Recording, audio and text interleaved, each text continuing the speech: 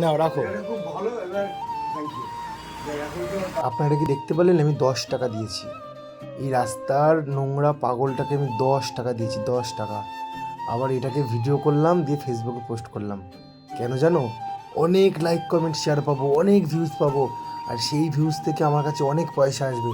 সেই পয়সা দিকটা দিয়ে আমি গাড়ি বাড়ি কত কিছু করবো, তাই না? একটু লজ্জা লাগে না এই কথাগুলো বলতে? এতটা নির্লজ্জ কী করে হতে পারে? আমরা জানি পৃথিবীর 100%-এর মধ্যে 20% মানুষ মানুষকে সাহায্য করে, এটা আমরা জানি।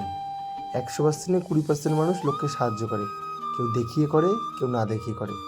দেখিয়ে করা মানে সেটা সাহায্য নয়, সেটা লোক দেখানো। আর না দেখিয়ে করানো মানে সেটা সাহায্য। এটা কেন? আমি এই ভিডিওটা শুধুমাত্র আপনাদেরকে করে দেখাচ্ছি, তার একটাই কারণ, যাতে আপনারা বোঝেন যে না, এইভাবেও সাহায্য করা যেতে পারে। আপনারাও এরভাবে ভিডিও করে ছাড়ুন, অসুবিধা কী আছে? অসুবিধা তো কিছু নেই।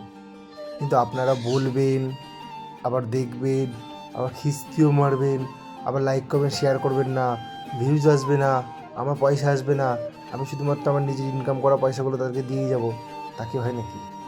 ব্যবসায় লাভ ক্ষতি যেমন থাকে, তেমন ব্যবসায় ইনভেস্ট করলে ইনভেস্টটা উঠে আসে, তাই না?